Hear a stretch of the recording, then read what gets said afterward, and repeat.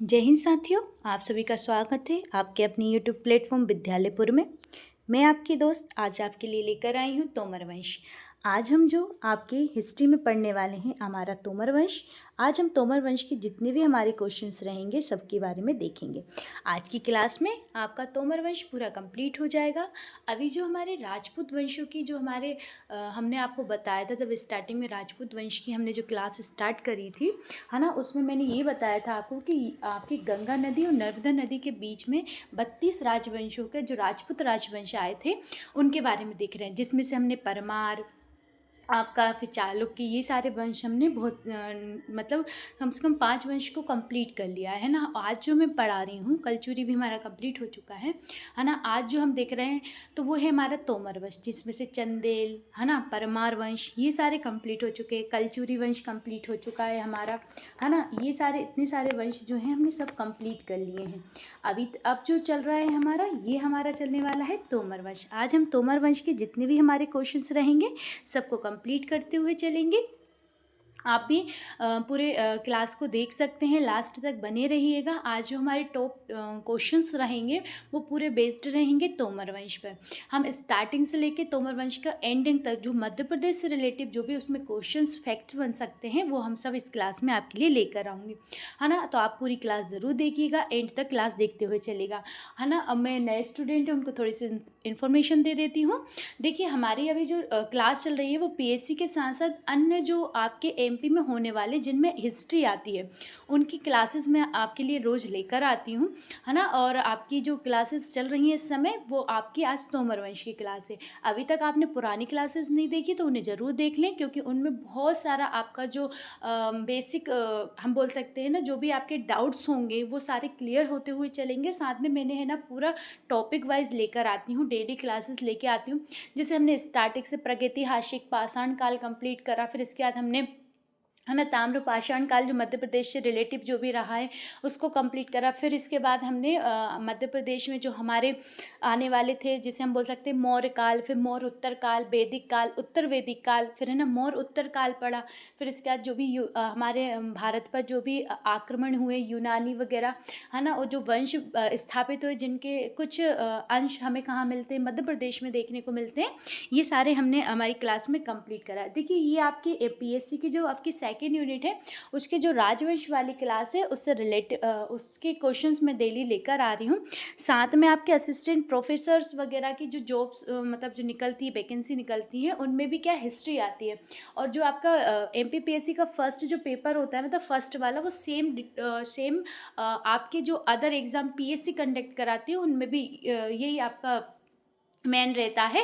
तो उसमें भी आपके राजवंश वाले टॉपिक्स आते हैं ना, उसमें भी आप इस क्लास को देख सकते हैं और इसको शेयर कर सकते हैं। चलिए, हमारा फर्स्ट क्वेश्चन मैं लेकर आई हूँ आप लोगों के लिए। तो सबसे पहले तो आप चैनल को अगर नए हैं तो सब्सक्राइब कर दीजिएगा, फिर इसके बाद शेयर कर दीजिएगा चैनल को। और जो आपके पुराने जो हमारे पुराने स्टूडेंट हैं जो डेली देखते हैं, प्लीज़ आप सब लोग शेयर करें और क्लास को लाइक ज़रूर करा करें। तो चलिए हम स्टार्ट कर देते हैं हमारी क्लास को।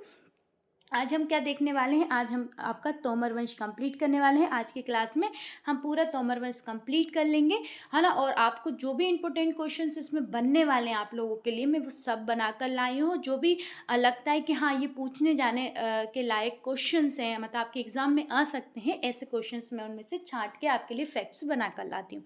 तो चलिए स्टार्ट कर देते हैं। पूरी फैक्चुअल रहती है। देखिए, आपकी जो भी क्लास रहेगी एमसीक्यू वो तो फैक्चुअल रहती है, मगर उसके अंदर जो डिटेल है वो भी मैं समझाती हुई चलती हूँ। उनसे रिलेटिव जो अदर क्वेश्चंस अगर बन सकते हैं वो भी हम कंप्लीट करते हुए चलेंगे। तो चलिए स्टार्ट कर देते हैं। हमारा फर्स्ट क्वेश्चन आप सभी के सामने है कि मध्य प्रदेश में तोमर वंश की स्थापना किस सदी में की थी। ये आपका फर्स्ट क्वेश्चन है तोमर वंश से रिलेटिव।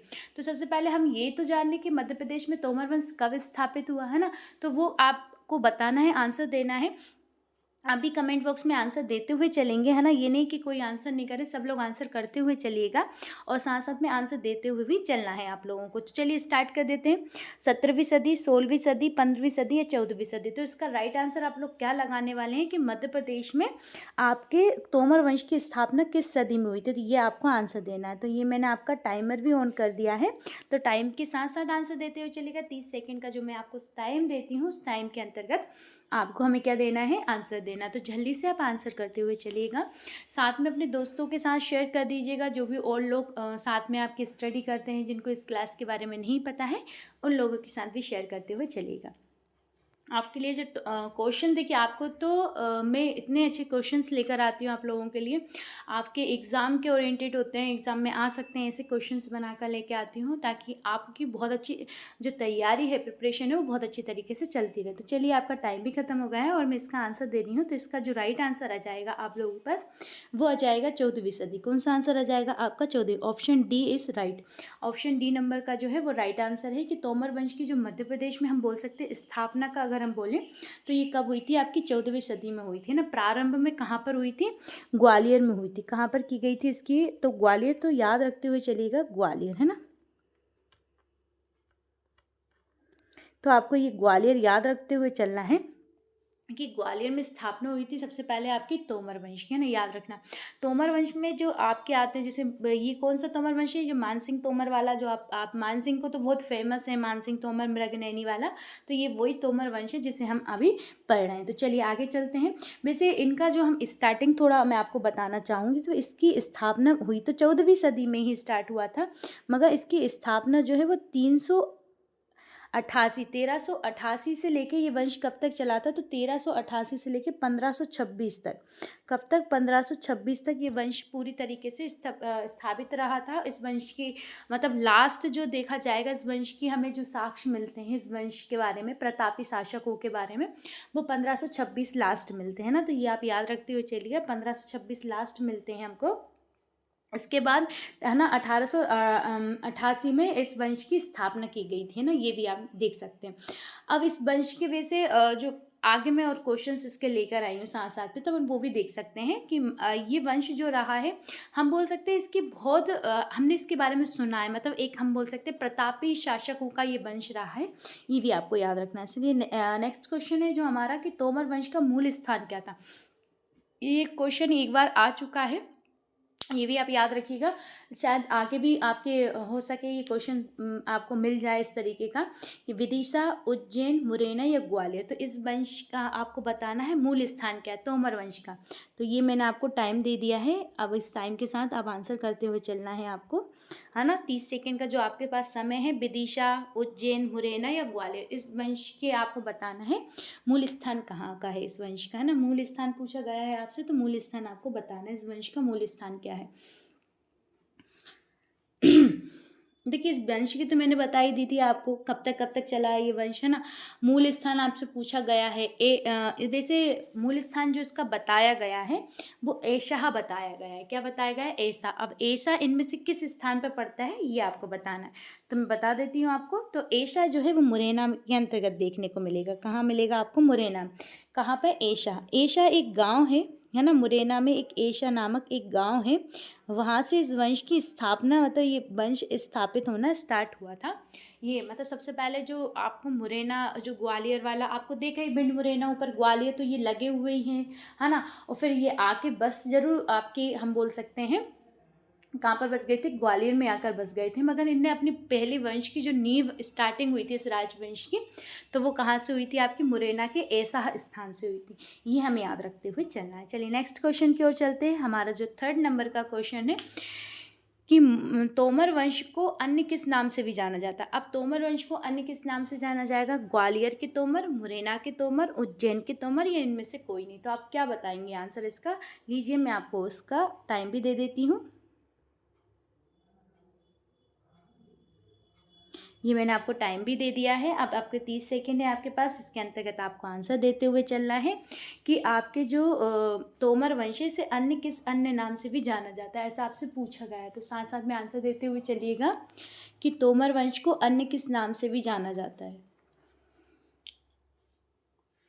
सब लोग कमेंट बॉक्स में आंसर देते हुए चलिएगा, है ना। ये नहीं है कि आंसर आप लोग देना, क्वेश्चंस के आपको जो लग रहा है वो आंसर तो ज़रूर करिएगा, है ना। जो भी आपको लगता है कि हाँ इसका आंसर ये हो सकता है, तो इस अकॉर्डिंग हम आंसर करते हुए चलिएगा। चलिए, मैं इसका राइट आंसर आपको दे देती हूँ। तो इसका राइट आंसर जो रहेगा, इसका राइट आंसर जो लगाएंगे हम, वो आएगा आपका ग्वालियर के तोमर, है है ना, कौन से आएंगे, ग्वालियर के तोमर। ये आपका राइट आंसर हो जाएगा, क्योंकि इन्होंने क्या करा, कुछ विद्वान जैसे इनने क्या करा, बाद में जब इनके वंश की स्थापना करी तो इनने ग्वालियर को क्या बना लिया, अपना केंद्र बना लिया। क्या बना लिया, ग्वालियर को इनका अपना केंद्र, मतलब यहीं पे इनको अपनी सत्ता स्थापित करनी है ना, तो इसलिए इसके लिए क्या बना लिया उनने, अपना केंद्र बना लिया ग्वालियर को। तो ये आप याद रखते हुए चलिएगा, क्या बना लिया इनने, केंद्र।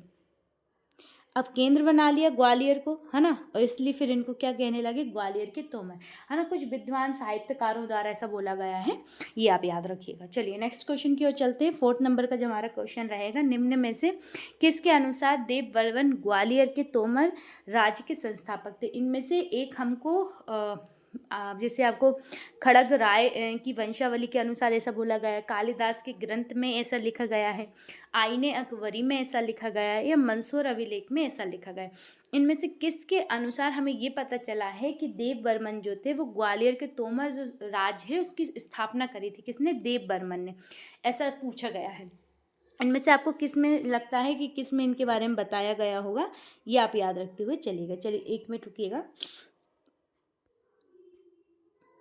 चलिए आप इसका आंसर देते हुए चलिए, क्या आंसर देने वाले हैं आप लोग इसका। 4th क्वेश्चन का जो आप आंसर देंगे, फटाक से आप जल्दी से आप कमेंट बॉक्स में आंसर दे दीजिएगा। आप लोग सब लोग आंसर करते हुए चलिएगा, ये नहीं है कि आप आंसर नहीं कर रहे हैं, नहीं, सबको आंसर करना है और सब लोग आंसर करते हुए भी चलिएगा। चलिए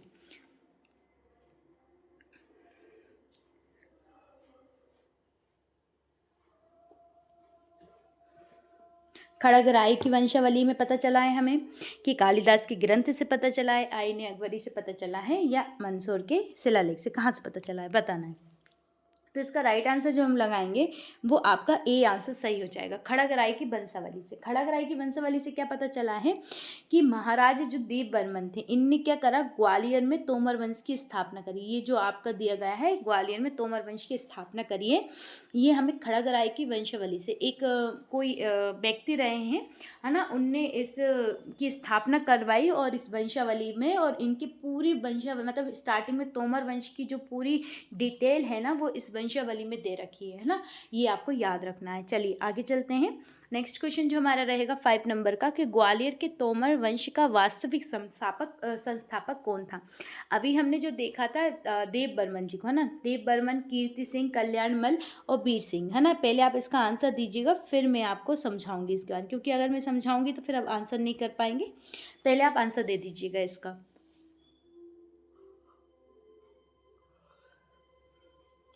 आप लोग आंसर देते हुए चलिएगा पहले, फिर मैं इसके थोड़ी सी डिटेल कर दूंगी इस क्वेश्चन की, तो आपको समझ में आ जाएगा पूरा आंसर सही से, ना। चलिए जल्दी से आंसर दीजिएगा इसका।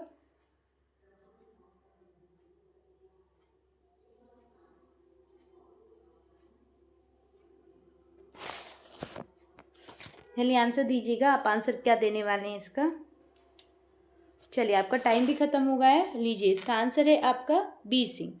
क्या आंसर है, वीर सिंह देव। वीर सिंह देव जो रहे हैं आपके, वो क्या रहे हैं, इस वंश के वास्तविक संस्थापक। देखिए इस वंश की जो हम बोल सकते हैं स्थापना, है ना, इस वंश की प्रारंभिक संस्थापक हम बोल सकते हैं कि हाँ, इनने नींव डाल दी थी। किसने डाल दी थी, आपके देव बर्मन ने। किसने डाल दी थी नींव, तो देव बर्मन ने डाल दी थी। मगर अगर वास्तविक संस्थापक कहा जाएगा तो फिर हम किसका नाम लेंगे, वीर सिंह का नाम लेंगे।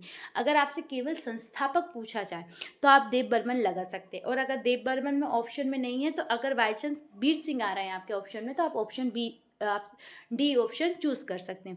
बट वो अगर वास्तविक संस्थापक लिख के दे तो फिर आपको क्या लगाना है, फिर तो आपको वीर सिंह देव ही लगाना है। ये आप याद रखते हुए चलना है, क्या लगाना है फिर आपको, वीर सिंह देव ही लगाना है। फिर इसके अलावा आप दूसरा ऑप्शन चूज नहीं कर सकते। चलिए नेक्स्ट क्वेश्चन की ओर चलेंगे हम, कि तोमर वंश प्रारंभिक चरण में निम्न में से किसके अधीन था। मतलब जब तोमर वंश की स्थापना हुई उस समय वो किसके अधीन था, फिरोज शाह तुगलक, अकबर, जलालुद्दीन खिलजी, निम्न में से कोई नहीं। किसके आप बोल सकते हैं किसके,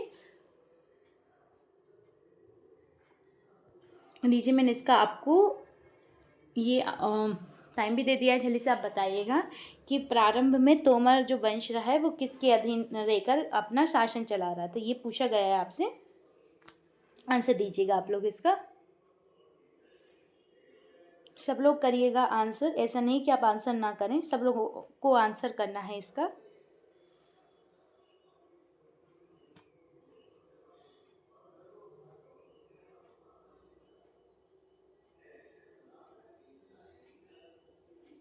चलिए, आपका टाइम ख़त्म हो चुका है और ये मैंने आपको ये राइट आंसर जो रहेगा इसका, तो राइट आंसर जो आ जाएगा फिरोज शाह तुगलक। देखिए, फिरोज शाह तुगलक जब देव बर्मन थे, कौन थे? देव बर्मन। तो देव बर्मन के समय इस वंश की स्थापना की गई थी, है ना। ये लोग कहाँ? आपके ग्वालियर में आके इन्हें अपनी वंश की स्थापना करी थी। उस समय ये फिरोज शाह तुगलक के क्या थे? अधीन रहकर अपना वंश की स्थापना कर रहे थे। कौन कर रहे थे? देव बर्मन। तो याद रखिएगा, देव बर्मन के समय कौन था? तो आपका फिरोज शाह तुगलक। ये हमको याद रखते हुए चलना है, देव बर्मन के समय, है ना।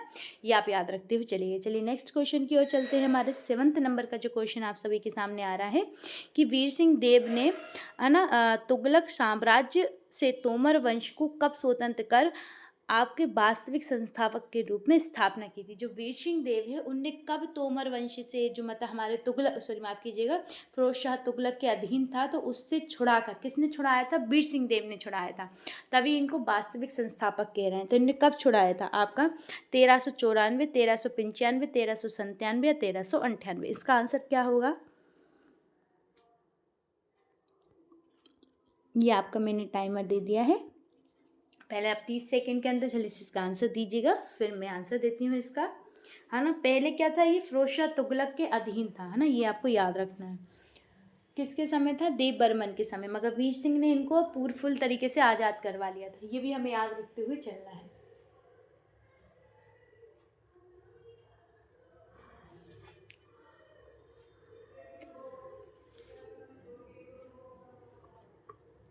ये आपका टाइम भी ख़त्म हो चुका है और ये आपका टाइम ऑफ हो चुका है। और इसका राइट आंसर जो आ जाएगा वो आ जाएगा राइट आंसर फर्स्ट। तो 1300 जो आपके 94 में, 1394 में उस समय ये किसके अधीन था? आपके तोमर। वो कौन था? फिरोज शाह है ना, फिरोज शाह तुगलक। याद रखिएगा, फिरोज शाह।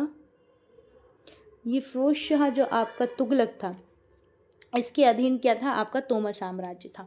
मगर जो आपके वीर सिंह देव आए थे, कौन आए थे? वीर सिंह देव, है ना। जो वीर सिंह देव आए, वीर सिंह देव, इन्होंने क्या करा? इसको आज़ाद करवा कर, कब? 94 में आज़ाद करवा कर, और अपने साम्राज्य के वास्तविक संस्थापक, क्योंकि अब वो किसी के अधीन नहीं है। अब वो अपने स्वतंत्र रूप से अपने निर्णय और अपने राज्य का विस्तार कर सकता है ना। जो चाहे वो निर्णय, युद्ध निर्णय हो या आर्थिक निर्णय हो, वो खुद ही स्वयं अपने रूप से ले सकता है। इस तरीके से वो क्या हो गए थे? फुल तरीके से स्वतंत्र हो गए थे। ये भी आपको याद रखते अच्छे से चलना है। मगर उनने, फिरोज शाह तुगलक के तो समय तो था, मतलब हवाले, मगर वीर सिंह देव ने किससे लड़ाई करके इस वंश को स्वतंत्र करवाया था? तो नाम याद रखना, माफ़ कीजिएगा, नसरुद्दीन। जो आपके तो नसरुद्दीन महमूद शाह जो तुगलक थे, इनसे लड़ाई करके, मतलब इनसे युद्ध करके जीता था इनने अपने साम्राज्य को। याद रखना, उनका नाम भी याद रखना।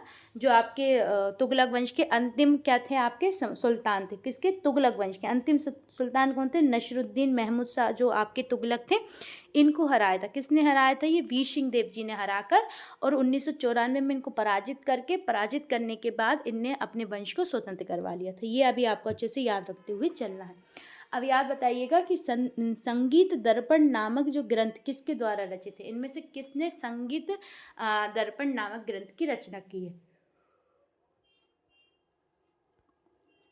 ये आपका टाइम है। कालिदास जी, दामोदर भट्ट, भूषण या भर्तृहरि, किसने की है? ये आपको बताना। तो जल्दी से आप इसका आंसर देते हुए चले कि इसका आप आंसर क्या लगाने वाले हैं। जल्दी से आंसर करिएगा। टाइम के अकॉर्डिंग ही चलना है हमको। टाइम के साथ साथ चलने के बाद आज आपके लिए खुशखबरी है जो मैं लास्ट में देने वाली हूँ, तो इसलिए लास्ट में बने रहिएगा, है ना। तो जल्दी से आपको पूरी क्लास देखनी होगी, और पूरी क्लास देखने के बाद आखिरी तक बने रहिएगा। आज आपके लिए गुड न्यूज़ है जो मैं आप क्लास के लास्ट में आपको देने वाली हूँ, है ना। तो याद रखिएगा, गुड न्यूज़ ज़रूर सुन के जाइएगा।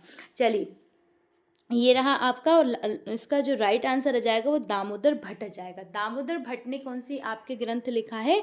ये आपका लिखा है संगीत दर्पण। क्या लिखा है? संगीत दर्पण, है ना। दामोदर द्वारा है, और इनको आश्रय किसने दिया था? तो वीर सिंह देव जी ने इनको आश्रय दिया था। ये आपको याद रखना है। अगर हम वीर सिंह देव जी की बात करें, क्योंकि वीर सिंह देव जी क्या थे? बहुत प्रतापी शासक थे, ये भी आपको याद रखना है।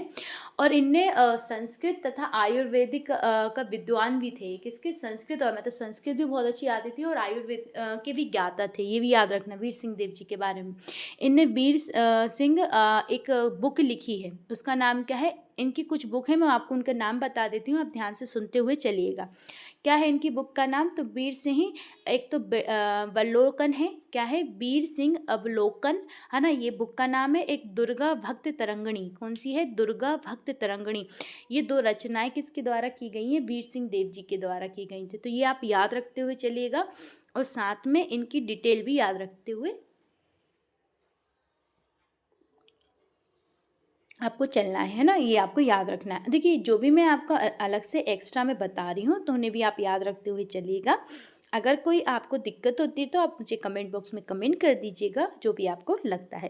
तो चलिए, मगर ये दो ग्रंथ नाम याद रखिएगा। बाई चांस कभी आपसे आगे पूछ लिया जाए कि वीर सिंह, है ना, अवलोकन किसकी है, वीर सिंह अवलोकन किसकी बुक है, तो आपको पता होना चाहिए वीर सिंह देव तोमर वंश की जो रहे थे, या दुर्गा भक्त तरंगिणी नामक जो रचना पूछ ली जाए तो फिर आपको उनका नाम याद होना चाहिए। चलिए नेक्स्ट क्वेश्चन की ओर चलते हुए हम, हमारा 9 नंबर का जो क्वेश्चन रहेगा आप सबके साथ, कि किस तोमर शासक ने जैन धर्म को आश्रय दिया था। पूछा गया है किस आपके तोमर शासक ने जैन धर्म को आश्रय दिया था, ऐसा क्वेश्चन पूछ रहा है वो आपसे। कीर्ति सिंह, कल्याणमन, मान सिंह तोमर या डुगरेन सिंह, किसने दिया था? तो मैं इसका ये आपको टाइम भी दे दिया है, तो इस टाइम के अकॉर्डिंग जल्दी से 30 सेकेंड में आंसर दीजिएगा। सब लोगों को करना है, सब लोग आंसर देते हुए चलें।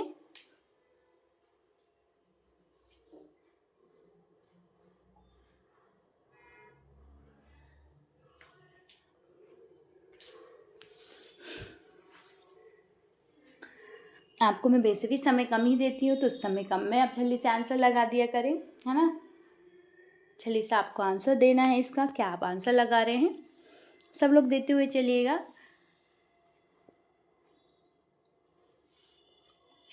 तो इसका राइट आंसर जो हो जाएगा वो राइट आंसर हो जाएगा आपका डुगरेन सिंह। तो जो डुगरेन सिंह शासक थे आपके, इन्होंने क्या करा, इन्होंने आपके जैन धर्म को आश्रय दिया था ना, क्या दिया था? जैन धर्म को आश्रय, इनके शासनकाल में। और इन्हें जैन धर्म के कई स्थानों को बनवाने में भी मदद की थी, याद रखिएगा, है ना। इन्हें आश्रय देकर रखा था।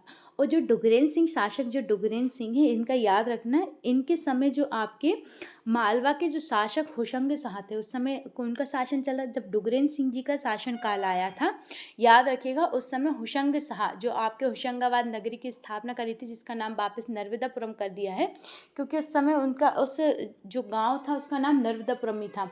फिर डुगरेन सिंह जी ने उसे अपने नाम, माफ़ कीजिएगा, होशंग शाह ने अपने स्थापना करके उसे अपने नाम में बदल दिया गया था। उसी होशंग शाह ने आपके डुगरेन सिंह जी के समय 2 बार ग्वालियर पर आक्रमण किया था, मगर डुगरेन सिंह जी ने क्या करा था, उसे हरा दिया था, होशंग शाह को 2 बार ही हरा दिया था। ये आपको याद रखते हुए चलना है। चलिए नेक्स्ट क्वेश्चन की ओर चलते हैं हम, कि डुगरेन सिंह के समय दिल्ली के किस सुल्तान ने ग्वालियर पर आक्रमण किया था। अब देखिए, मालवा के शासक तो होशंग शाह ने आक्रमण किया था, अब वो पूछ रहे दिल्ली के सुल्तान ने आक्रमण किया था। कौन से, उस समय कौन सुल्तान थे दिल्ली के डुगरेन सिंह जी के समय? मुबारक शाह, है ना, नसरुद्दीन महमूद, गयासुद्दीन तुगलक या होशंग शाह, तो कौन थे, ये आपसे पूछा गया है। देखिए होशंग शाह तो हो नहीं सकते, ये आपको याद रखना है। अब आपको बताना है इसका सही आंसर क्या हो जाएगा, है ना। मुबारक शाह आ जाएगा, नसरुद्दीन, या आपके हम बोल सकते हैं गयासुद्दीन। क्या है, तो जल्दी से मैंने देखिए आपको टाइम भी दे देती हूँ, आपका टाइम भी चालू हो गया है। टाइम के अंदर अंदर आंसर दे दीजिएगा कि आप क्या आंसर देने वाले हैं।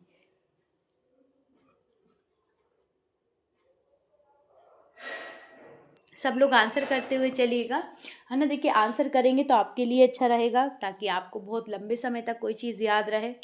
इस आंसर को याद रखते हुए चलना है आपको।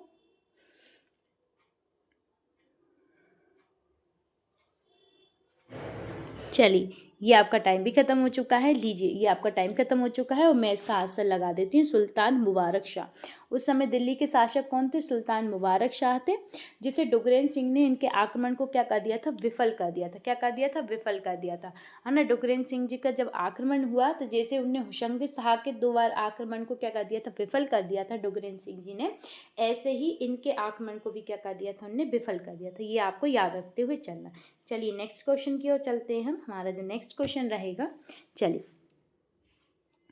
अब मैं थोड़ी सी इस क्वेश्चन के साथ छोटी सी इन्फॉर्मेशन देते हुए चलती हूँ कि हमारी कंप्यूटर की क्लास भी चल रही है अल्टरनेट। आपके हम बोल सकते हैं एक दिन आपकी आपकी एमपी की क्लास डलती है और एक दिन आपकी कौन सी क्लास डलती है, कंप्यूटर की डलती है। अगर आपने वो क्लासेस नहीं देखी तो कंप्यूटर की क्लास भी ज़रूर देख लें, जिसमें input output device full forms जो होती हैं कंप्यूटर की, जो हर बार पीएससी में भी पूछी जाती हैं और अदर एग्जाम्स में जिनमें कंप्यूटर आता है तो एक फुल फॉर्म तो ज़रूर ही पूछी जाती है। तो आप उस क्लास को कंप्लीट करेंगे तो आपकी सारी फुल फॉर्म जो इंपॉर्टेंट फुल फॉर्म्स रहेंगी वो कंप्लीट हो जाएंगी। आपने अगर कंप्यूटर की क्लासेस नहीं देख रहे, प्ले लिस्ट बनी हुई है, आप जैसे ही हमारे चैनल पर जाएंगे, चैनल को व्यू करेंगे है ना, तो उसमें आपको प्लेलिस्ट दिखेगी कंप्यूटर की, जो अभी वर्तमान में जो प्रेजेंट में जो क्लासेस चल रही है उनकी आपको प्लेलिस्ट, एक तो हमारी जीके, ये आपकी एमपी जीके है, इसकी क्लास भी देखने को मिलेगी जो आपके टॉपिक वाइज चल रही है। साथ में आपको कंप्यूटर की क्लास भी मिलेगी। अगर आपने अभी तक कंप्यूटर की क्लासेस देखना स्टार्ट नहीं किया है तो आप उनको भी देख सकते हैं, है ना, और वो आपकी बहुत ज़्यादा हेल्प करेंगी आपके कंप्यूटर के एग्ज़ाम को करेक्ट करने के लिए। तो आप याद रखिएगा, उनको ज़रूर देख सकते हैं आप लोग कंप्यूटर की क्लास को, है ना, ये आप याद रखिएगा। और आप लोग देखें तो शेयर ज़रूर करिएगा और ज़्यादा से ज़्यादा लोगों तक शेयर करना ना भूलेंगे। चलिए नेक्स्ट क्वेश्चन जो हमारा है 11th नंबर का, कि कीर्ति सिंह के शासनकाल में बहलोद लोदी ने, है ना, गढ़कुंठार के किस शासक की सहायता से इस पर आक्रमण किया था? गढ़कुंठार की सहायता से इस पर आक्रमण किया था। मान सिंह, है ना, मलखान सिंह, बीर सिंह या राघव सिंह? तो याद रखिएगा, जब आपके शासन बहलोद लोदी का शासन काल चल रहा था उस समय कीर्ति सिंह, मतलब आपके तोमर वंश के कौन से शासक थे? कीर्ति सिंह। और वो उन कीर्ति सिंह पर आक्रमण किया था, कौन ने? बहलोद लोदी ने। मगर उसकी हेल्प कौन ने की थी? कोई गढ़कुंठार के शासक थे, उनने हेल्प करी थी। तो उनका नाम पूछा है, गढ़कुंठार के शासक का नाम क्या है ना। आपका मान सिंह है, मलखान सिंह है, बीर सिंह है या राघव सिंह है? इनमें से कौन है तो आपको बताना है। लीजिए, ये टाइम दे दिया है मैंने आपको, तो टाइम के साथ साथ बताते हुए चलेंगे। तो आप क्या बता रहे हैं? लीजिए, आपका टाइम भी स्टार्ट कर दिया है, टाइमर के साथ बताते हुए चले आप आंसर क्या देने वाले हैं।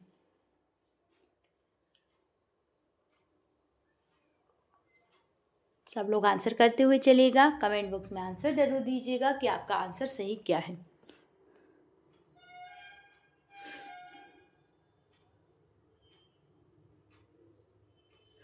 सब लोग आंसर करिएगा, आप लोग क्या आंसर लगा रहे हैं। आपका टाइम भी ख़त्म हो चुका है। लीजिए, आपका टाइम ख़त्म हो चुका है, तो इसका जो राइट आंसर आ जाएगा वो आपका क्या आ जाएगा?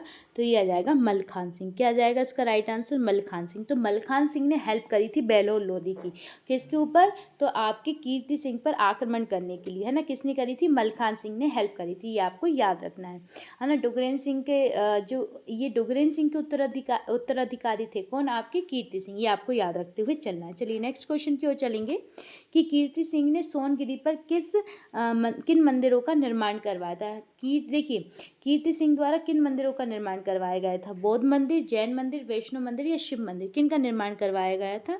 तो पहले तो आप इसका आंसर दीजिएगा, फिर मैं आपको इसकी डिटेल बताऊंगी। चलिए से आप आंसर दे दीजिएगा इसका, क्या आप आंसर देने वाले हैं।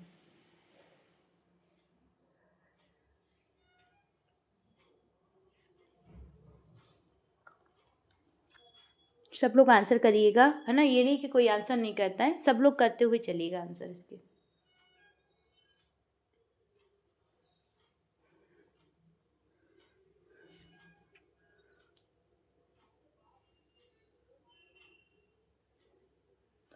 चलिए, आपका टाइम भी खत्म हो चुका है और इसका राइट आंसर आ जाएगा जैन मंदिर। क्या आ जाएगा? जैन मंदिर।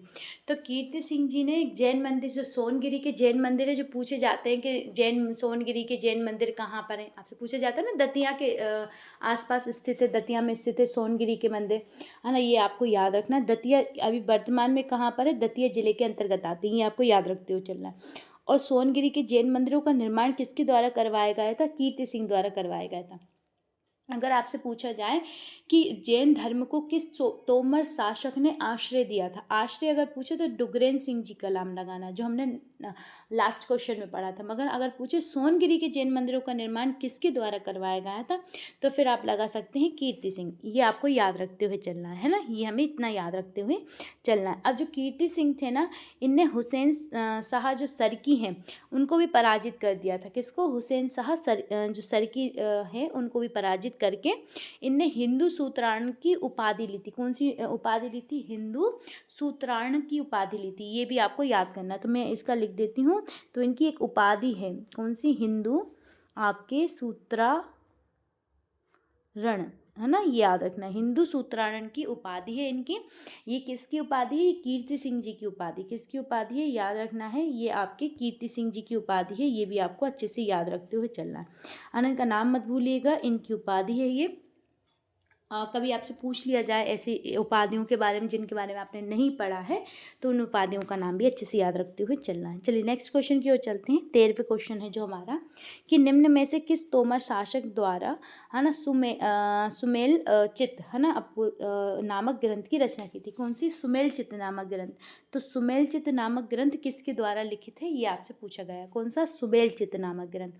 ये आपको बताना है, कीर्ति सिंह, डुगरेन सिंह, मान सिंह तोमर या कल्याणमल, किसके द्वारा लिखित है आपका सुमेल चित्त ग्रंथ। इसका नाम आपको बताना है, और ये मैंने आपका टाइम भी ऑन कर दिया है, लीजिए। इसके साथ साथ बताते हुए आपको चलना है, तो जल्दी से आपको टाइम के अकॉर्डिंग ही बताते हुए चलना है ना। सुमेल चित्त ग्रंथ की रचना किसके द्वारा की गई है, ये आपसे पूछा गया है, तो आप आंसर दीजिएगा। इसका आंसर आप क्या देने वाले हैं, सब लोग देते हुए चलिएगा। बहुत अच्छा क्वेश्चन है। सुमेल चित्त ग्रंथ है, एक नामक, है ना, ग्रंथ है जो किसके द्वारा लिखित गया है? तोमर वंश में। तोमर वंश में ज़्यादातर शासकों द्वारा ग्रंथ लिखे गए हैं, ये भी आपको याद रखते हुए चलना है ना। तो उनके नाम हैं, उन्हें अच्छे से याद रख लीजिएगा, है ना, कोई कन्फ्यूज़न ना हो इनके नामों में। तो चलिए आपको, तो इसका राइट आंसर आ जाएगा कल्याणमल। तो जो कल्याणमल है, इनके द्वारा लिखी गई है आपकी सुमेल चित्त ग्रंथ, है ना। ये आपको बहुत अच्छी तरीके से याद रखते हुए चलना है। चलिए नेक्स्ट क्वेश्चन पे चलते हैं। मानसिंह तोमर की जानकारी हमें किस शिलालेख से प्राप्त होती है? इनमें से एक शिलालेख है जिससे हमें मानसिंह तोमर की जानकारी प्राप्त होती है। बटियागढ़, मंदसौर या रोहितागढ़, या इनमें से कोई नहीं। तो आपको देना है आंसर, जल्दी से आप आंसर दीजिएगा इसका, कि आप क्या आंसर लगाने वाले हैं इसका, है ना, कि मानसिंह तोमर की जानकारी हमें किस शिलालेख से प्राप्त हुई है? बटियागढ़ शिलालेख, है ना, मंदसौर शिलालेख, रोहितागढ़ शिलालेख, या इनमें से कोई नहीं। मानसिंह तोमर फेमस हैं, इस वंश के शासक हैं, तोमर वंश के फेमस शासक हैं, याद रखिए। इनके बारे में तो मैं बहुत सारी आपको डिटेल दूंगी, क्योंकि इनके बहुत सारी डिटेल है इनके बारे में, क्योंकि इनने बहुत सारे आपके ग्रंथों की रचना करवाई। तो लास्ट में पहले मैं सारे क्वेश्चंस को सॉल्व कर लेती हूँ, और लास्ट में एक बार मानसिंह तोमर के बारे में फुल डिटेल में आपको पूरा एक बार बोल दूंगी, आप समझ लीजिएगा। अगर आप नोट करना चाहें तो नोट करके भी रख लीजिएगा ना। तो एक बार मैं पूरा मानसिंह तोमर के बारे में आपको डिटेल कर दूंगी। तो इसका राइट आंसर आ जाएगा, तो राइट आंसर आ जाएगा रोहितागढ़ अभिलेख। रोहितागढ़ अभिलेख से हमें मानसिंह तोमर की ये जानकारी मिलती है कि मानसिंह तोमर ने आपके 1486, है ना, 1486 से 1516 तक क्या करा था? शासन करा था। ये हमें किससे पता चलता है? रोहितागढ़ अभिलेख, शिलालेख से ही पता चलता है। तो ये आप याद रखते हुए चलिएगा। चलिए नेक्स्ट क्वेश्चन की ओर चलते हैं हम लोग। नेक्स्ट क्वेश्चन जो है, सिकंदर लोदी ने मानसिंह तोमर पर प्रथम आक्रमण कब किया था? तो सिकंदर जो लोदी थे, इनने क्या करा था? मानसिंह तोमर पर पहली बार आक्रमण किया था। तो कब किया था? 1501, 1502, 1503 या 1504? तो कब किया था आपका मानसिंह तोमर पर आक्रमण किया था सिकंदर लोदी, ये आपको बताना है।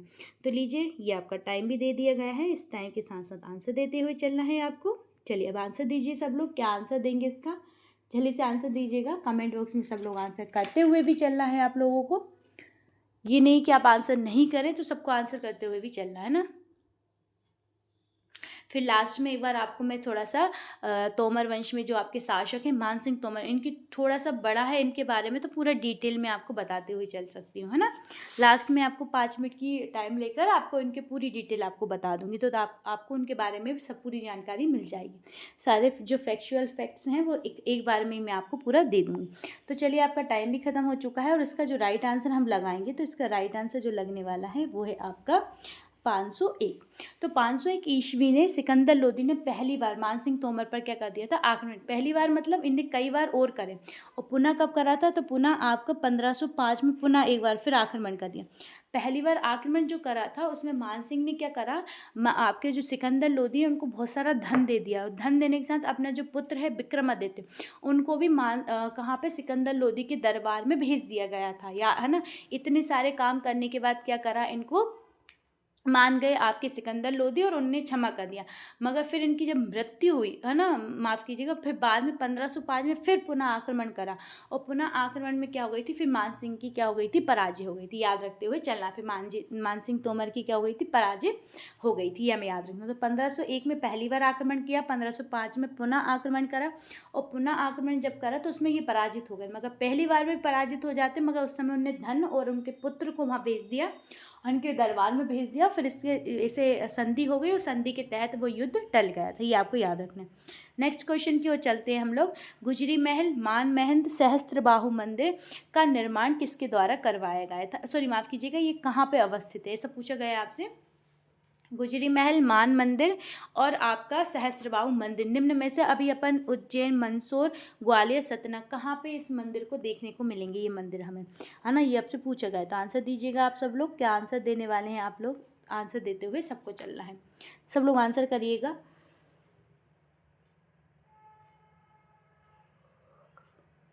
सब लोग आंसर करते हुए चलिएगा इसका, कि आप लोग क्या आंसर देने वाले हैं।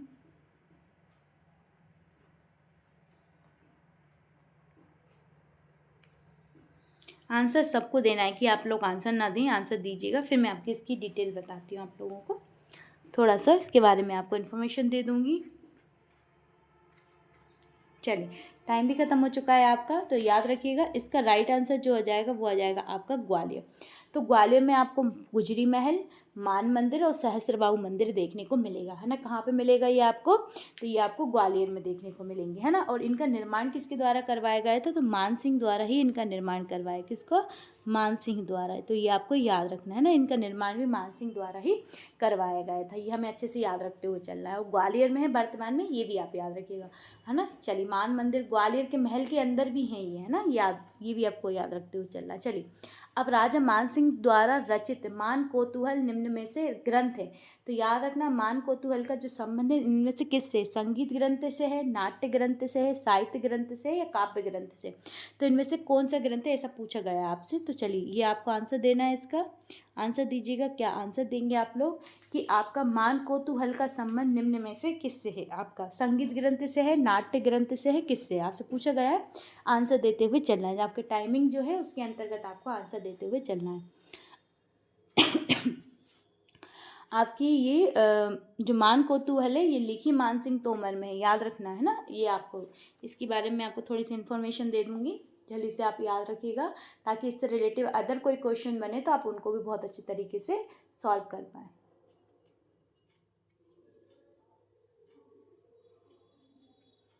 चलिए, आपका टाइम भी ख़त्म होने वाला है, तो जल्दी से आंसर देते हुए चलिएगा। दीजिए, आपका आंसर खत्म हो गया है। तो याद रखना है, ये मान कौतूहल जो है वो एक संगीत ग्रंथ है। कौन सा ग्रंथ है? संगीत ग्रंथ है। ये संगीत ग्रंथ जो इनके द्वारा लिखा गया था, इसमें इन्हें ध्रुपद गायन का आविष्कार शैली दी गई है। क्या? ध्रुपद गायन। याद रखना, ध्रुपद गायन के जो आविष्कारक हैं ये भी कौन है? आपके मान सिंह ही हैं। कौन है? मान सिंह। याद रखना, कौन से? ध्रुपद, है ना, ये भी आपको याद रखना है। ध्रुपद जो आपका गायन शैली है इसके भी आविष्कारक कौन है? आपके मान सिंह जी हैं। ये हमें अच्छे से याद रखते हुए चलना है। चलिए, नेक्स्ट क्वेश्चन की ओर चलते हैं। मृगनयनी नामक उपन्यास की रचना किसके द्वारा की गई थी? मृगनयनी नामक जो उपन्यास है इसकी रचना किसके द्वारा की गई थी? वृंदावन लाल वर्मा, चंद्रवरदाई, मोहनलाल, निम्न में से कोई नहीं। बताइए आप किसके द्वारा मृगनयनी जो आपकी एक रचना है इसकी रचना की गई थी? जल्दी से आपको बताना है।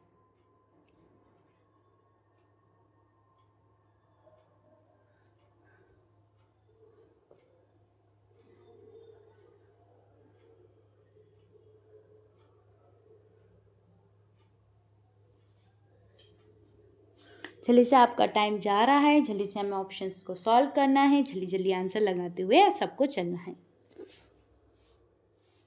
मृगनयनी नामक उपन्यास लिखा गया है ना, ये आपको बताना है किसके द्वारा लिखा गया है मृगनयनी। तो याद रखना है, मृगनयनी किसके द्वारा लिखा गया है? तो मृगनयनी आपका लिखा गया है वृंदावन लाल वर्मा द्वारा। किसके द्वारा लिखा गया है? वृंदावन लाल वर्मा द्वारा।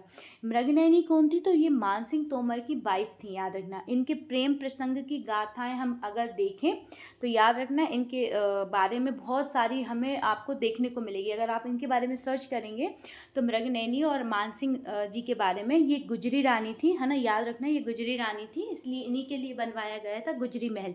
मृगनयनी के लिए यही बनवाया गया था गुजरी ने। विश्व प्रसिद्ध है, मतलब इनकी बहुत ज़्यादा कविताएं लिखी गई हैं इनके प्रेम पर, है ना। तो ये मृगनयनी भी इनके जो आपके वृंदावन लाल वर्मा द्वारा लिखी गई थी, वो भी इन्हीं के ऊपर, इनके प्रेम प्रसंग के ऊपर ही लिखी गई है।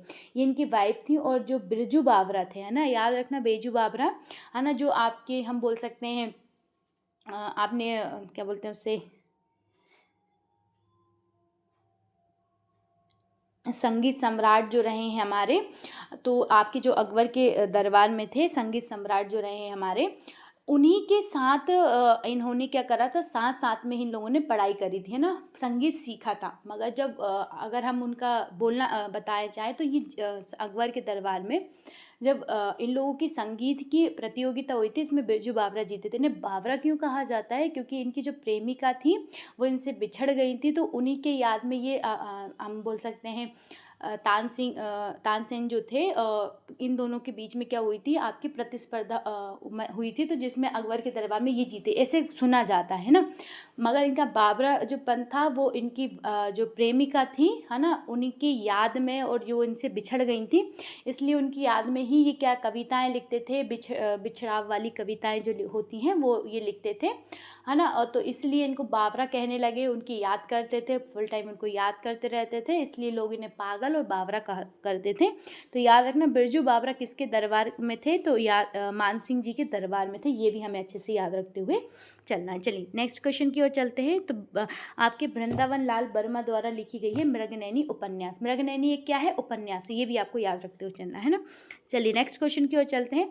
इब्राहिम लोदी ने किस तोमर शासक को ग्वालियर भ्रमण के दौरान खिल्लत प्रदान किया था। इब्राहिम लोदी द्वारा खिल्लत प्रदान की गई थी। ये एक उपहार टाइप का होता है ना। राम सिंह तोमर को दी गई थी, विक्रम सिंह तोमर को दी गई थी, मान सिंह तोमर को दी गई थी, या वीर सिंह तोमर को दी गई थी। इनमें से किसको खिल्लत प्रदान की गई थी, ये आपसे पूछा गया था। लीजिए ये टाइम दे दिया गया है।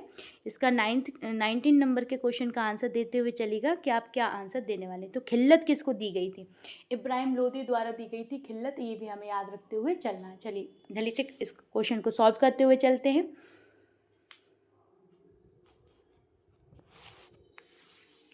जल्दी से आपको सॉल्व करना है क्वेश्चन को, और आपको लास्ट तक बने रहना है। मैं आपको खुशखबरी देने वाली हूँ, उसको खुशखबरी को सुनकर जरूर जाना है आपको। तो चलिए से आप इसका आंसर दीजिएगा। आप लोग क्या आंसर लगाने वाले हैं इस क्वेश्चन का, जल्दी जल्दी आंसर करिएगा आप सब लोग। चलिए आपका टाइम भी खत्म हो चुका है, और ये आपका टाइम खत्म हो चुका है, और इसका राइट आंसर जो आ जाएगा वो आ जाएगा मान सिंह तोमर को। तो जब इब्राहिम लोदी आपके ग्वालियर आक्रमण पर आए थे, है ना, माफ़ कीजिएगा, ग्वालियर भ्रमण पर आए थे, तो उस समय मान सिंह तोमर का शासनकाल चल रहा था, और इनको इनने खिल्लत प्रदान की थी। ये हमें याद रखते हुए चलना है। चलिए नेक्स्ट क्वेश्चन की ओर चलते हैं।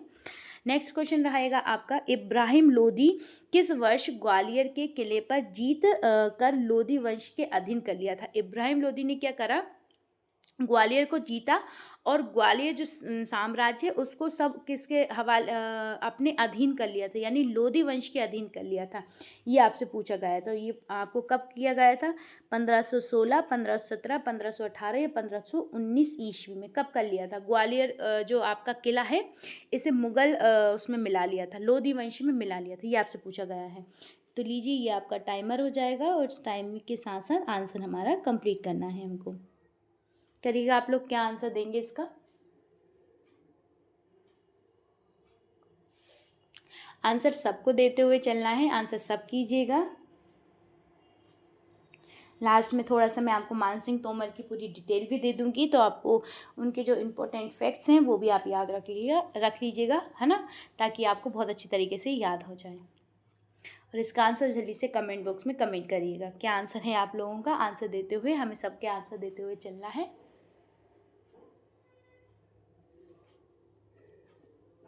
आपका टाइम खत्म हो चुका है, तो इसका राइट आंसर हो जाएगा आंसर नंबर सी, यानी 3 नंबर का जो ऑप्शन है वो सही है। तो 1518 में क्या कर लिया था इब्राहिम लोदी ने, किसने, इब्राहिम लोदी ने आपके, है ना, ग्वालियर पर आक्रमण करके ग्वालियर को अपने अधीन कर लिया था, है ना, लोदी वंश के अधीन कर लिया था। ऐसा आपसे क्वेश्चन पूछ रहा है, तो इसका आंसर आपने राइट दिया है सब लोगों ने। आई होप सब ने आंसर देते हुए चल रहे हैं, है ना। आप सब लोग आंसर देते हुए चलेगा, ये नहीं कि आप लोग आंसर नहीं करें। प्लीज़ सब आंसर करिएगा, सब क्लास को शेयर करिएगा और लाइक ज़रूर करिएगा। पानीपत के प्रथम युद्ध में इब्राहिम लोदी के साथ किस तोमर शासक को वीर गति प्राप्त हुई थी? इब्राहिम जो पानीपत का युद्ध हुआ था उसमें किस तोमर शासक को वीर गति प्राप्त हुई थी? ऐसा आपसे क्वेश्चन पूछ रहा है। इब्राहिम लोदी के समय पानीपत के प्रथम युद्ध में राम सिंह, विक्रमादित्य सिंह, मान सिंह, अजय सिंह, किसको आपकी वीर गति प्रदान हुई थी? ऐसा आपसे क्वेश्चन पूछा। तो लीजिए मैं इसका आपको सबसे पहले तो टाइम दे देती हूँ।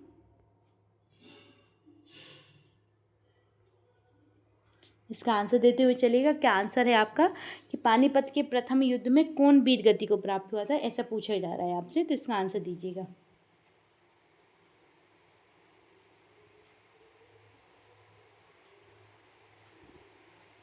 सबको आंसर करना है, ये नहीं आपके आंसर नहीं करें, सबको आंसर करना है इसमें, है ना, याद रखिएगा।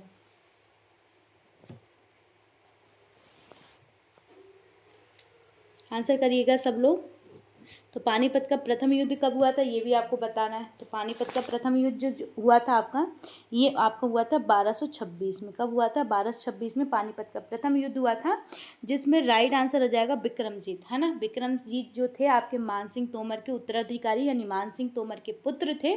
इन्होंने क्या कर दिया था आपके ये वीर गति को प्राप्त हो गए थे। इन्हें विक्रमजीत भी कहा जाता है और विक्रमादित्य के नाम से भी इनको जाना जाता है, याद रखिएगा। और ये मारे गए थे इब्राहिम लोदी के साथ जो युद्ध हो रहा था पानीपत में, उनकी तरफ से ये लड़ रहे थे। आपके किसकी तरफ से? हम बोल सकते हैं इब्राहिम लोदी की तरफ से ये युद्ध लड़ रहे थे, जिसमें इनको वीर गति प्राप्त हुई थी। ये आपको याद रखते हुए चलना है ना। चलिए नेक्स्ट क्वेश्चन की ओर चलेंगे। और ग्वालियर वंश के धीरे धीरे जो प्रताप था वो धीरे धीरे कम होने लगा, और राजवंश का भी धीरे धीरे क्या होने लगा? अंत होने लगा। ये आपसे क्वेश्चन पूछ रहा है। चलिए अब आ जाएगा तोमर वंश का अंतिम शासक कौन था? तो तोमर वंश का जो अंतिम शासक है आपका पूछा गया है राम सिंह तोमर, वीर सिंह तोमर, अजीत सिंह तोमर, या निम्न में से कोई नहीं। तो इनमें से कौन आपके तोमर वंश का अंतिम शासक है, ऐसा आपसे पूछा गया है। तो आंसर देते हुए चलेंगे आप सब लोग। इस क्वेश्चन का आंसर सॉल्व करना है, सबको आंसर देते हुए चलना है। चलिए फटाफट आंसर करिएगा इस क्वेश्चन के। क्या आंसर करने वाले हैं आप लोग?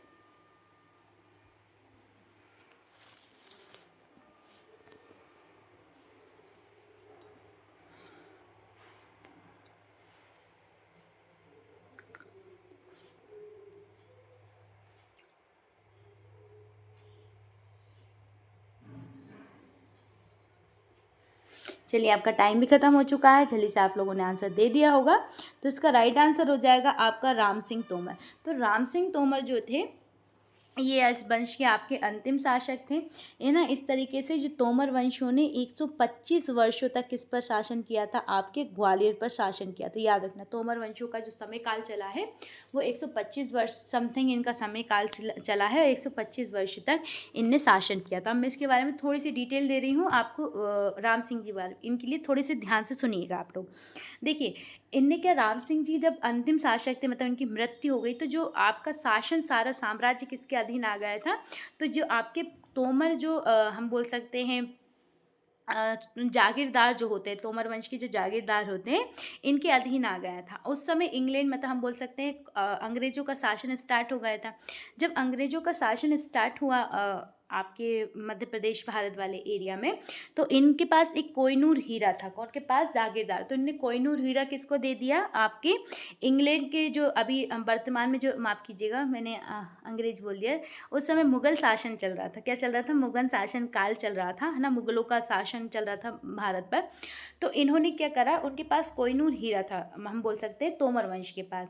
तो जो अभी वर्तमान में हम बोल सकते हैं इंग्लैंड की जो राजशाही जो रानी ताज है उसमें लगा हुआ है, तो इनके पास जो था, तो इन्होंने क्या कर दिया, मुग़ल वंश को वो हीरा क्या दे दिया, तोहफे में दे दिया। क्या कर दिया? उनको दे दिया। और क्यों दे दिया? तो इन्होंने शर्त रखी थी कि आप ग्वालियर और आगरा पर आक्रमण नहीं करेंगे, है ना, ग्वालियर और आगरा पर आक्रमण नहीं करेंगे, इसलिए हम आपको क्या दे देते हैं, हमारा जो बेशकीमती हीरा जो इतना मतलब फेमस था, वो इन्होंने किसको दे दिया था? मुग़लों को दान में दे दिया था। ये आपको याद रखते हुए चलना है। तो हीरे का संबंध भी राम सिंह से है, ये भी हमें याद रखते हुए चलना है। जो कोहिनूर हीरा है उसका संबंध भी इनसे है, ये भी हमें अच्छी तरीके से याद रखते हुए चलना। चलिए मैं थोड़ा सा आपको किसके बारे में बता रही हूँ, तो मैं थोड़ा सा आपको मान सिंह जी के बारे में बता देती हूँ, है ना। चलिए ध्यान से सुनते हुए चलिएगा मान सिंह जी के बारे में। है ना, ताकि आपके कोई क्वेश्चंस इनसे बने तो आप उनको बहुत अच्छे तरीके से सॉल्व कर सकें। तो देखिए, सबसे पहले मान सिंह तोमर जो थे वो कल्याणमल, हमने जो कल्याणमल जिनने सुमेलिचित नामक ग्रंथ लिखा है, इनकी रचना करने वाले जो कल्याणमल थे उनके पुत्र थे। कौन? मान सिंह तोमर। इनके बारे में हमें कहाँ से पता चला था? रोहितागढ़ जो शिला लेके वहाँ से हमें इनकी जानकारी मिली थी। किसकी मिली थी? आपको मान सिंह तोमर की जानकारी मिली थी। अब मान सिंह तोमर के समय क्या हुआ था? दिल्ली में लोधी वंश का शासन चल रहा था। किसका शासन चल रहा था? लोधी वंश, जिसमें हमने अभी आपको बताया सिकंदर लोधी ने 1501 में इन पर आक्रमण किया था। उस समय इनने क्या करा? कुछ धन देकर और साथ में अपने पुत्र को मतलब उनके यहाँ भेजकर उस कुछ शर्तों को संधि के अनुसार उस युद्ध को टाल दिया, है ना। परंतु 1505 में फिर उनने पुनः किसने? सिकंदर लोधी ने इन पर आक्रमण किया था। ये भी आपको याद रखते हुए चलना। मगर लास्ट में क्या है? 1517 में ये वीरगति को प्राप्त हो गए थे, इब्राहिम लोधी से लड़कर, है ना। इब्राहिम लोधी से हार गए थे और 1517 में इनकी मृत्यु हो गई थी। किनकी? मान सिंह तोमर की मृत्यु हो गई थी। ये आपको याद रखते हुए चलना है। अब सिकंदर लोधी के दरबार में जो आपके मान सिंह ने जो भेजे थे ना, जो व्यवहारिक अच्छे बना के रखे थे, 1500 ईस्वी तक वो व्यवहारिक बहुत अच्छी तरीके से चलते रहे। फिर इसके बाद धीरे धीरे वो लड़ाइयाँ होती रही और इसके बाद वो हार गए। इनके बाद इन मान सिंह तोमर जो थे, इन्होंने मैंने अभी आपको बताया, गुजरी महल बनवाया, मान मंदिर बनवाया, ग्वालियर के किले में ही हैं ये सारी चीज़ें, याद रखना। सहस्त्रबाहु मंदिर, जिसे अभी सास बहू मंदिर कहा जाता है वर्तमान में, है ना, जो ग्वालियर में है। एक दक्षिण शैली में बना निर्मित मंदिर है, ये भी आपको याद रखते हुए चलना है। इसका निर्माण करवाए थे इनने। कई बहुत सारी झीलों के तालाबों के भी निर्माण करवाए थे। और ये संगीत के बहुत ज़्यादा प्रेमी थे, है ना। इनकी जो वाइफ थी मृगनयनी, वो भी संगीतकार थी, याद रखना, है ना, संगीतकार थी। तो ये लोग बहुत ज़्यादा संगीत के प्रेमी थे। फिर इनने ध्रुपद एक, है ना, नई शैली का क्या करा था? आविष्कार करा था। किसने करा था? मान सिंह जी ने, है ना। ध्रुपद शैली का, एक नई शैली का आविष्कार भी करा था। ये भी हमें बहुत अच्छे से याद रखते हुए चलना। देखिए, कुछ कुछ चीज़ें जो रहती हैं इनके बारे में याद रखते हुए चलना, ताकि आप कंफ्यूज ना हो और बहुत अच्छी तरीके से उन्हें याद रखते हुए चल सकें। मृगनयनी मैंने अभी आपको बताया उपन्यास किसके द्वारा लिखा गया है? मृगनयनी उपन्यास जो वृंदावन लाल वर्मा है उनके द्वारा मृगनयनी उपन्यास लिखा गया है ना। जिन्होंने बुंदेलखंड में चंद्रवई दाई कहा जाता है इन्हें ना। बुंदेलखंड किसको? वृंदावन लाल वर्मा जी को बुंदेलखंड का चंद्रवरदाई कहा जाता है। ये भी आप याद रखते हुए चलना, है ना। क्योंकि चंद्रवरदाई ने क्या लिखी थी? पद्मावत लिखी थी, पद्मावती नामक ग्रंथ की रचना करी थी। ऐसे ही इनने इनकी वाइफ के ऊपर मृगनयनी उपन्यास लिखा है, इसलिए इन्हें बुंदेलखंड का चंद्रवरदाई कहा जाता है। थोड़े से कनेक्ट करते हुए अच्छे से चलना है आप लोगों को, है ना।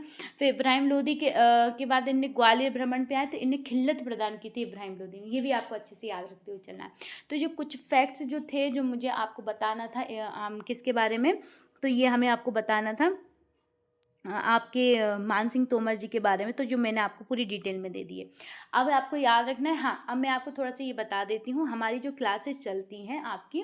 तो जल्दी से सबसे पहले तो मैं आपको हमारे एक बार फिर से आपको बोल देती हूँ। तो प्लीज़ अभी तक आपने अगर शेयर नहीं किया है क्लास को तो शेयर कर दीजिएगा, क्लास को लाइक कर दीजिएगा, और कमेंट जाने से पहले कमेंट बॉक्स में कमेंट करके ज़रूर जाना है आप लोगों को कि आज की क्लास कैसी लगी।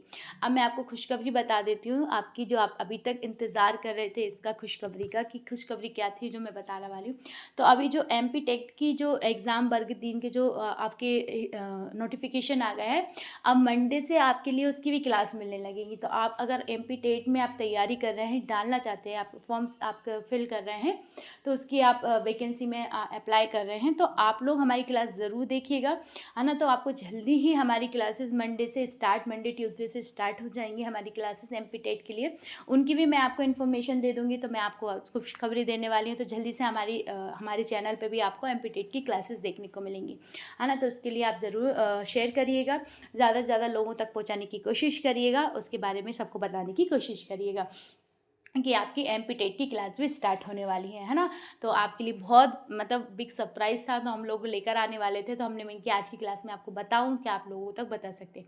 अभी तक आपने कंप्यूटर और हमारी क्लासेस की जो पुरानी क्लासेस नहीं देखी उनको भी देख, स्टार्टिंग में जब आप देखोगे ना हमारी ये क्लासेस MP की जो मैंने डाली है, वो पूरी डिटेल में डली हुई। कैसी डली हैं? पूरी डिटेल में डली हुई, तो आप उन्हें बहुत अच्छी तरीके से देख सकते हैं, डिटेल भी है और उनको नोट भी कर सकते हैं, है ना, पूरी डिटेल। और अभी भी हम जो वंश वगैरह पढ़ा रही हूँ, तो मैं एक क्लास में एक वंश कंप्लीट करने की कोशिश करती हूँ, क्योंकि कुछ वंश बहुत बड़े होते हैं और कुछ बहुत ज़्यादा छोटे होते हैं, जिनमें से बड़ी मुश्किल से एक या दो ही क्वेश्चन हमारे जो फैक्चुअल होते हैं वही निकल पाते हैं, ज़्यादा उनमें कुछ फैक्चुअल होता नहीं है। तो जो मेरे से बन सकता है आपके लिए जितना अच्छा वेस्ट करने का बन सकता है, मैं उतना अच्छा वेस्ट आप आपको करके लिए देती हूँ।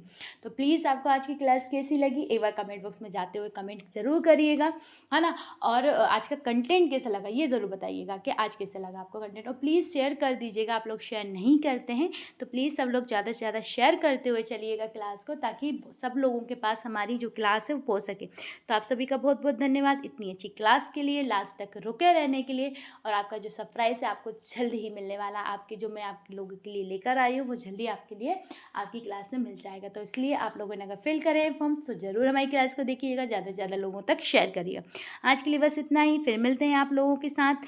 अगर आपका कोई भी डाउट हो, कोई भी क्वेश्चन हो तो कमेंट बॉक्स से कमेंट में ज़रूर डाल दीजिएगा, है ना, ताकि हम आपके उस क्वेश्चन को भी सॉल्व करके आपके जो भी डाउट्स हैं उनको क्लियर करते हुए चल सकें। तो अभी तक हमारी जो चैनल पे क्लासेस डली हैं जिनको आपने नहीं देखा है तो सबको देखते हुए चलें, सारी क्लासेस को कंप्लीट करते हुए चलें। आज के लिए बस इतना ही, कल फिर मिलते हैं। जय हिंद साथियों।